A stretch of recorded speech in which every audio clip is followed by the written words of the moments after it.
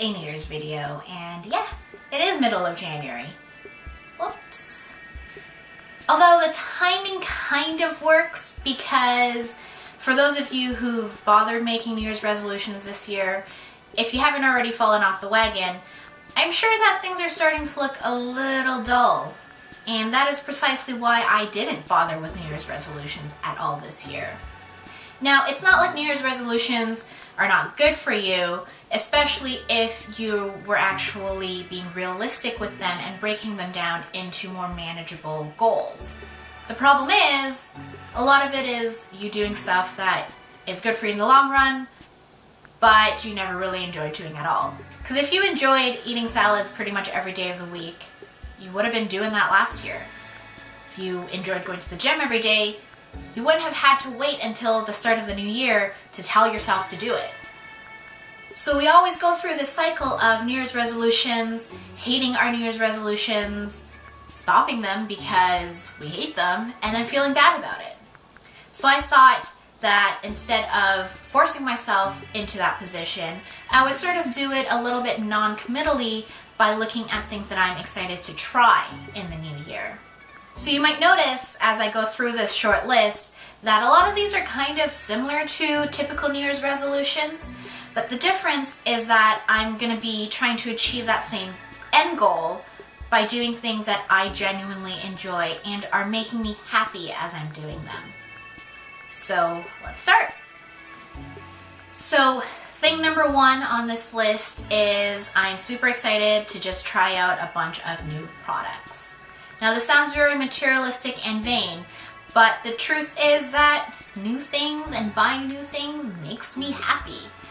And I've spent a lot of money and wasted a lot of money throughout the years on stuff that I bought because I thought I would like it and it was relatively cheap. And then it just sits unused in my makeup drawer for like ever. So I'm not going to be shy about asking for samples, and I'm not going to be shy taking stuff in for return and just saying, didn't like it. Item number 2 on this list is a little less vain and materialistic. I'm super excited to try bullet journaling again this year. I'm not going to go into what bullet journaling is because there's been so many videos and blog posts about it already.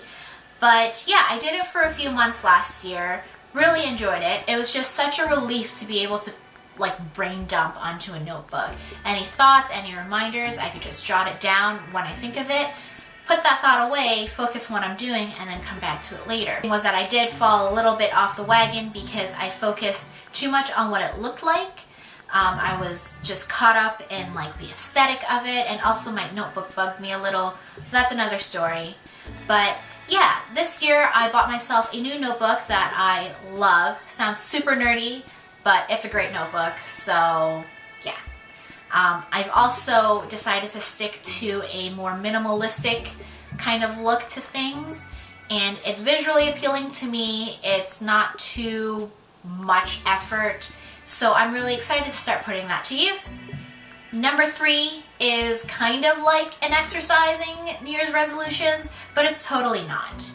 I'm super excited to do a lot more hikes this year. So last year I went to Iceland, and I never considered myself a hiking or outdoorsy person, but boy did Iceland change that. Not only was I surrounded by all this gorgeous scenery, but I'll admit, I actually felt pretty accomplished after completing a particularly difficult hike, especially because I never thought that I could do something like that. And I get that's kind of the high a lot of people have when they work out and they're able to achieve like however many reps that they didn't think they could do.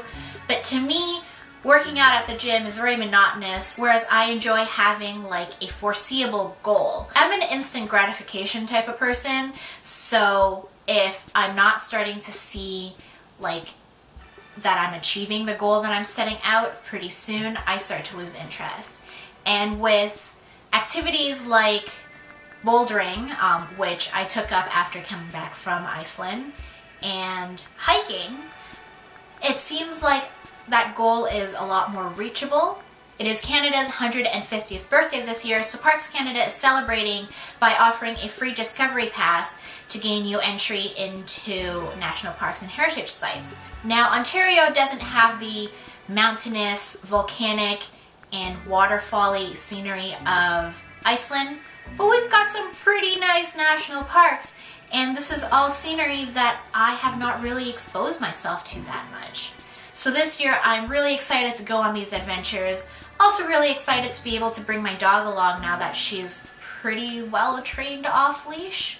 So the fourth and final thing on this list is also the thing that I'm a little nervous about, and that is writing more content. Not just like actual written blog content, but video content. Now last year I did do some vlogging on the weekends for a month and a bit, and it wasn't like an awful experience. I did enjoy myself, and I did enjoy editing and going back to these videos to seeing these memories, even though it wasn't that long ago, just replaying them. The thing was that when you have a camera out recording stuff while you're out with friends, you're not really enjoying that moment as you're there. And I just found that kind of a downer for me. So I'm going to try and do more videos like this where it's just me and the camera, and I've got content already set out. I know what I'm going to say, and hopefully what I say is also helpful, because even though I don't really think I'm an expert in much or anything at all, I've got life experiences like everyone else, and hopefully the stuff that I learn through these life experiences will help some of you guys.